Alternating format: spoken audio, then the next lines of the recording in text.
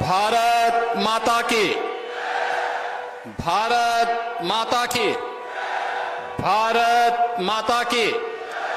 वंदे वंदे वंदे। नमः पार्वती पतिये हर हर।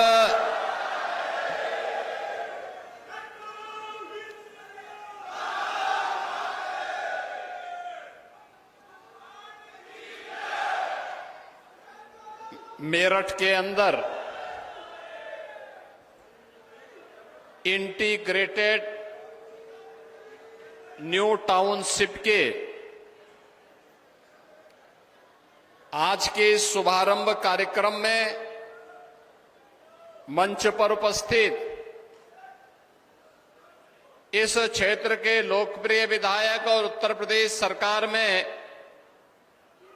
मंत्रिमंडल के मेरे सहयोगी श्री सोमेंद्र तोमर जी, उत्तर प्रदेश सरकार में पीडब्ल्यूडी के राज्य मंत्री कुंवर ब्रजेश सिंह जी, लोकप्रिय सांसद श्री अरुण गोविल जी, राज्यसभा के माननीय सांसद डॉक्टर लक्ष्मीकांत वाजपेयी जी, माननीय सांसद श्री राजकुमार सांगवान जी, आज के इस कार्यक्रम में उपस्थित जिला पंचायत अध्यक्ष श्री गौरव चौधरी जी, महापौर हरिकांत अहलुवालिया जी, भारतीय जनता पार्टी के क्षेत्रीय अध्यक्ष श्री सत्येंद्र सिसोदिया जी, विधान परिषद के सदस्य श्री अश्वनी त्यागी जी, श्री चंद शर्मा जी, धर्मेंद्र भारद्वाज जी, माननीय विधायक अमित अग्रवाल जी, माननीय विधायक गुलाम मोहम्मद जी, जिला अध्यक्ष शिव कुमार राणा जी, महानगर अध्यक्ष विवेक रस्तोगी जी, आज के इस कार्यक्रम में उपस्थित इस क्षेत्र के सभी सम्मानित नागरिकों, बहनों और भाइयों, आज सावन मास का अंतिम सोमवार है। बाबा ओगढ़नाथ के श्री चरणों में नमन करते हुए इस न्यू इंटीग्रेटेड टाउनशिप स्कीम के लिए मैं आप सबको हृदय से बधाई देता हूं। बहनों और भाइयों, प्रदेश के अंदर आदरणीय प्रधानमंत्री जी के विजन के अनुरूप इंटीग्रेटेड टाउनशिप स्कीम को आगे बढ़ाने के क्रम में एनसीआर की ये दूसरी ऐसी परियोजना है जिसे आज यहां पर शुरू किया जा रहा है। याद रखना, जब भारतीय देश के यशस्वी प्रधानमंत्री जी ने देश की अर्थव्यवस्था को $5 ट्रिलियन की इकोनॉमी बनाने का लक्ष्य निर्धारित किया था, तो उस समय उत्तर प्रदेश को हम लोगों ने $1 ट्रिलियन की इकोनॉमी बनाने का एक लक्ष्य रखा। $1 ट्रिलियन की इकोनॉमी के लिए आवश्यक था कि हम अर्थव्यवस्था को गति प्रदान करने के लिए किए जाने वाले प्रयासों को एक नई गति दें, और अर्बनाइजेशन उसका एक नया माध्यम था। ये नया माध्यम को आगे बढ़ाने के लिए ही हमारी सरकार ने प्रदेश के सभी म्युनिसिपल कॉरपोरेशन, जितने भी अर्बन बॉडीज थी, डेवलपमेंट अथॉरिटीज थी, इंडस्ट्रियल अथॉरिटी थी, इन सबको इस बात के लिए धनराशि उपलब्ध करवाई कि वे अपने अपने यहां एक नई टाउनशिप स्कीम को लागू आगे करें। न्यू टाउनशिप स्कीम के अंतर्गत आज यहां पर हम लोगों के द्वारा इस बड़ी स्कीम को लॉन्च किया जा रहा है, जो 700 एकड़ से अधिक भूभाग में 750 एकड़ के अधिक भूभाग में यहां पर विकसित की जा रही है। और याद रखना, ये इंटीग्रेटेड टाउनशिप की स्कीम है। इसमें आवासीय भी होंगे, इसमें औद्योगिक भी होगा, इसमें कॉमर्शियल भी होगा। एक नया मेरठ आपको यहां पर देखने को मिलेगा। सही, सस्ता और टिकाऊ मकान की सुविधा इस टाउनशिप स्कीम के माध्यम से एनसीआर के नागरिकों को यहां मेरठ के अंदर प्राप्त होगा। आपने लोकेशन देखा होगा, रैपिड रेल से सटी हुई ये जमीन। आज मेरठ, याद करिए, ये वही मेरठ था जिसकी पहचान कभी सोतीगंज के चोरी के बाजार से होती थी। ये वही मेरठ है, लेकिन आज सोतीगंज अपने आकाओं के साथ ही सोता हुआ चला गया। आज सोतीगंज समाप्त, अब मेरठ की पहचान हो रही है 12 लेन के एक्सप्रेस हाईवे के साथ। आज मेरठ की पहचान हो रही है रैपिड रेल के साथ। देश की पहली रैपिड रेल है और रैपिड रेल को हम मेट्रो के साथ भी मेरठ के अंदर जोड़ने जा रहे हैं। प्रदेश की पहली स्पोर्ट्स यूनिवर्सिटी मेजर ध्यानचंद के नाम पर इसी मेरठ में स्थापित हो रही है। अब सोतीगंज बीते दिनों की बात हुई, अब तो मेरठ की पहचान बन रही है वन डिस्ट्रिक्ट वन प्रोडक्ट में स्पोर्ट्स आइटम के लिए। देश और दुनिया के अंदर कोई भी खिलाड़ी जब खेलता है तो स्पोर्ट्स का जो भी आइटम उसके पास होगा, वह कहीं ना कहीं से मेरठ से जरूर बनी होगी, मेरठ का उसके साथ जुड़ाव जरूर होगा। यह मेरठ की नई पहचान बन रही है और मेरठ की इसी पहचान को आगे बढ़ाने के लिए मेरठ से प्रयागराज के बीच देश का सबसे बड़ा एक्सप्रेसवे का निर्माण वर्तमान में चल रहा है। आज मेरठ के अंदर यह भी साकार हो रहा है। लोग कहते थे क्या एक्सप्रेसवे बन जाएगा? हम तो इस साल के अंत में एक्सप्रेसवे का लोकार्पण भी करवाने जा रहे हैं। यहां से लखनऊ की दूरी मात्र 6 घंटे के अंदर आप पूरे करेंगे और एक्सप्रेसवे को मेरठ से हरिद्वार तक पहुंचाने की कार्रवाई को भी हम लोग सर्वे कार्य हमने प्रारंभ कर दिया है। बहनों और भाइयों, मेरठ को आज एक नई पहचान दिलाई जा रही है। मेरठ के अंदर हम लोगों ने इनर रिंग रोड के निर्माण के कार्यक्रम को भी हम लोग आज अपनी स्वीकृति दे रहे हैं। इस कार्यक्रम के तत्काल बाद हम एक बैठक करने जा रहे हैं, बड़ी बैठक। इनर रिंग रोड मेरठ की बनेगी, जो मेरठ को नई पहचान दिलाएगी विकास की। यहां पर इंटीग्रेटेड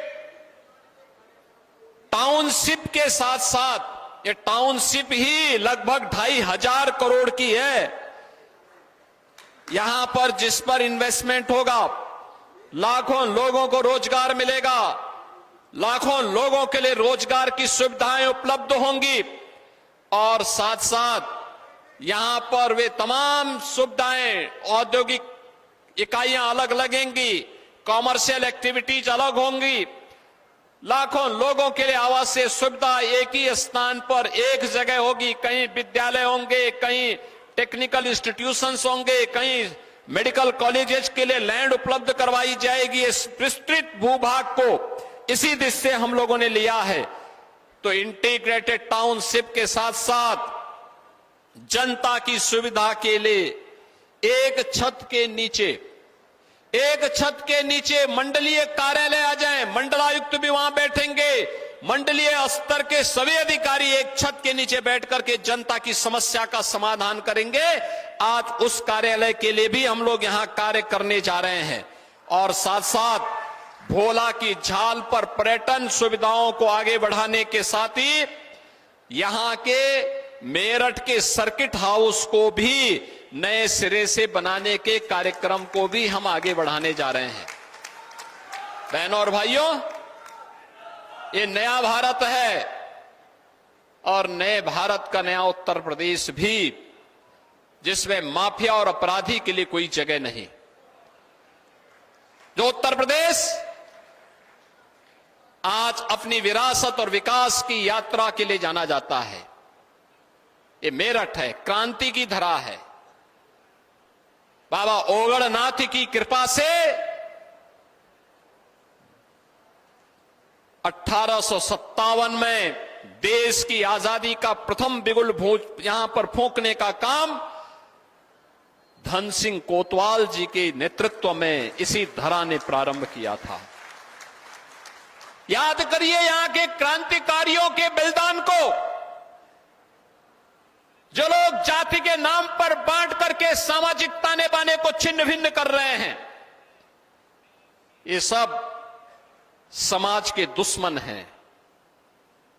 ये लोग दीमक की तरह समाज को खोखला कर रहे हैं।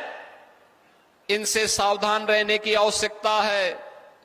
याद रखना, आज ये विकास इसलिए हो पा रहा है क्योंकि डबल इंजन की सरकार राष्ट्रवाद के मुद्दे पर बड़ी प्रतिबद्धता के साथ बिना भेदभाव के एक और शासन की योजना का लाभ प्रधानमंत्री मोदी जी के विजन के अनुरूप सबका साथ, सबके विकास के भाव के साथ आगे बढ़ाने का कार्य कर रही है। तो दूसरी ओर इंफ्रास्ट्रक्चर के आधुनिक विकास के कार्यक्रम के साथ आपके शहर को, आपके जनपद को प्रदेश और देश की राजधानी के साथ जोड़ने का कार्य कर रही है। क्या मेट्रो हो, क्या रैपिड रेल हो, क्या या एक्सप्रेसवे हाईवे हो, मेरठ अकेले 2-2, 3-3 एक्सप्रेसवे के साथ जुड़ चुका है। आज से 10 साल पहले कोई कल्पना करता था, 8 साल पहले कोई कल्पना करता था कि ऐसा होगा? 8 साल पहले दंगों की आग में क्षेत्र झुलसता था। ये जो दंगों को प्रश्रय देने वाले लोग हैं, यही जातिवाद को भी भड़का करके आपकी एकता को खंडित करके फिर से विकास को ग्रहण लगाना चाहते हैं। ये वही लोग हैं जो पहले स्वयं तो अपने बच्चों को विदेशों में पढ़ाते थे और जब गरीब के बच्चे के लिए सुविधा उपलब्ध होती है तो इनको बुरा लगता है। ये आज भी चाहते हैं कि भैंसा गाड़ी से ही आप यात्रा करें। ये डबल इंजन की सरकार है, आपको रैपिड रेल की सवारी करा रही है। बुलेट ट्रेन की तर्ज पर विकास की रफ्तार को भी उसी तर्ज पर आगे बढ़ाना चाहती है। और इसीलिए जब सरकार कार्य करती है तो उसके परिणाम भी आते हैं। हमारी सरकार ने तय किया है, जीरो टॉलरेंस की नीति के तहत सरकार कार्य कर रही है। अपराध और अपराधियों के प्रति सरकार की जीरो टॉलरेंस की नीति कार्य कर रही है। मैं पूछना चाहता हूं कांग्रेस से, मैं पूछना चाहता हूं समाजवादी पार्टी से, जो देश की संवैधानिक संस्थाओं पर उंगली उठा रहे हैं, मैं उनसे पूछना चाहता हूं, क्या उन्होंने कभी अपने अंतःकरण में देखने का और झांकने का प्रयास किया? जब अपने स्वार्थ के लिए इन्होंने आतंकी घटनाओं को अंजाम देने और उस पर कोई कार्रवाई नहीं की थी।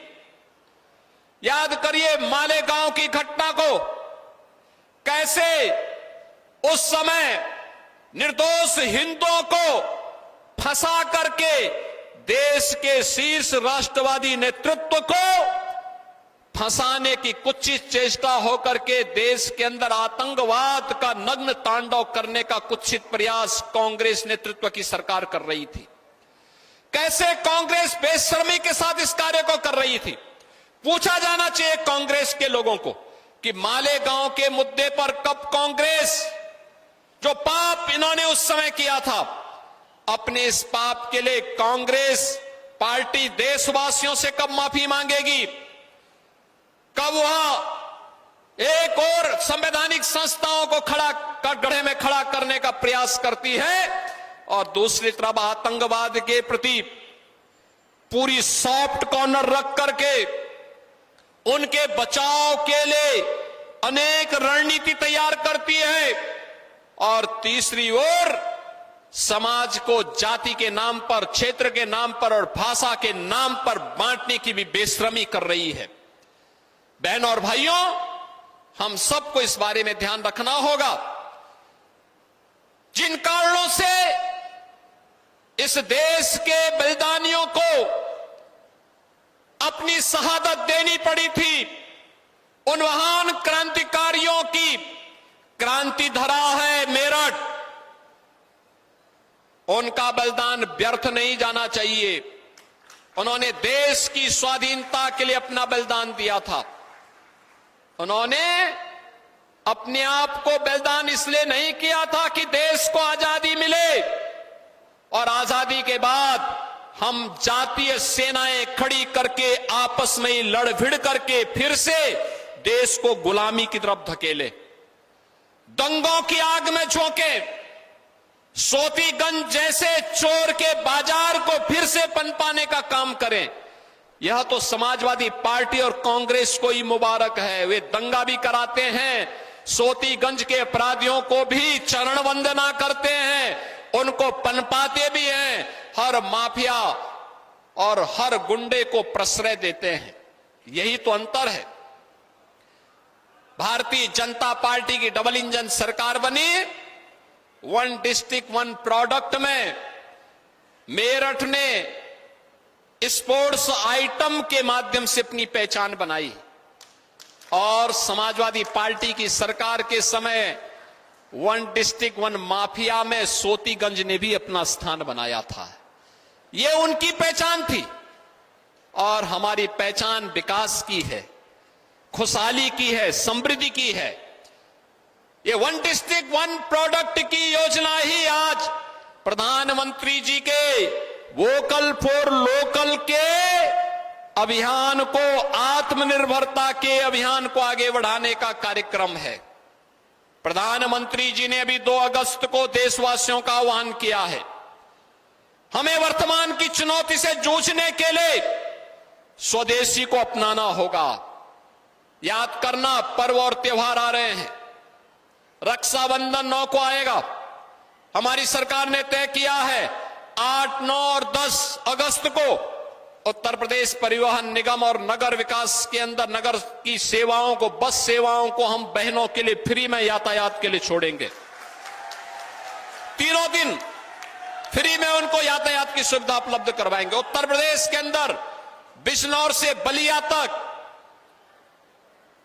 जहां भी कोई यात्रा करना चाहेगा, सहारनपुर से लेकर के सोनभद्र तक, नोएडा से लेकर के चित्रकूट तक, जहां की भी कोई यात्रा करना चाहेगा, परिवहन निगम की बसेज में आपको ये बस पर्याप्त मात्रा में मिलेंगी, सुविधाएं मिलेंगी और यातायात की सुविधा भी हम देंगे। पर्व और त्योहारों में हम लोग गिफ्ट देते हैं। याद करना, 17 के पहले जब गिफ्ट देते थे तो चीनी सामान बाजारों में पटाव होता था। 17 के बाद परिवर्तन आया। आज वन डिस्ट्रिक्ट वन प्रोडक्ट का ही सामान हम लोग आज गिफ्ट में देते हैं। और आज मैं आपसे कहूंगा, फिर हम जब किसी को उपहार देते हैं, कोई सामान खरीदते हैं अपने घर के लिए, किसी को देने के लिए, हमारा प्रयास होना चाहिए कि वह हमारे घर में ही, हमारे ही जनपद में, हमारे ही देश में, हमारे कारीगर और हमारे हस्तशिल्पियों के द्वारा ही बनाया गया हो। उनके द्वारा बनाए गए सामान को अगर आप मार्केट उपलब्ध करवाएंगे, उसको खरीदेंगे, वह मुनाफा हमारे हस्तशिल्पी को, हमारे उद्यमी को, हमारे कारीगर को प्राप्त होगा। वह देश के विकास में पैसा खर्च होगा और जो विदेशों में पैसा जाएगा, चीन पैसा जाएगा या किसी अन्य देश में पैसा जाएगा, वापस आतंकवादियों के हाथों पैसा लग करके फिर विस्फोट में, भारत विरोधी गतिविधियों में खर्च होगा। अपने पैसे को अपने खिलाफ इस्तेमाल मत होने दीजिए। स्वदेशी के इस मंत्र को हम अपने जीवन का हिस्सा बनाएं। वन डिस्ट्रिक्ट वन प्रोडक्ट इसी अभियान का एक हिस्सा है। आज यहां पर मेरठ को एक नई सौगात मिल रही है, न्यू टाउनशिप की स्कीम। और न्यू टाउनशिप की स्कीम, यह स्कीम हम लोग समर्पित करेंगे अपने श्रद्धेय नेता पूर्व प्रधानमंत्री श्री अटल बिहारी वाजपेयी जी को। अटल शताब्दी के नाम पर इस टाउनशिप को हम समर्पित कर रहे हैं। 750 एकड़ से अधिक क्षेत्रफल में बनने वाली यह स्कीम एक इंटीग्रेटेड टाउनशिप की स्कीम होगी और इस स्कीम को मजबूती के साथ आगे बढ़ाना, समयबद्ध तरीके से आगे बढ़ाना। मैं उन सभी अन्नदाता किसानों का अभिनंदन करूंगा जिन्होंने इस टाउनशिप की स्कीम को आगे बढ़ाने के लिए अपना योगदान दिया है और वे लोग इस स्कीम को आगे बढ़ा करके श्रद्धेय अटल बिहारी वाजपेयी जी का स्मरण उनके शताब्दी महोत्सव के अवसर पर कर रहे हैं। आज के इस अवसर पर एक बार फिर से आप सबको रक्षाबंधन, श्री कृष्ण जन्माष्टमी के साथ ही देश की आजादी के पर्व, देश के स्वाधीनता दिवस की हृदय से बधाई और मंगलमय शुभकामनाएं आप सबके प्रति व्यक्त करते हुए मैं अपनी वाणी को विराम देता हूं। धन्यवाद। जय हिंद।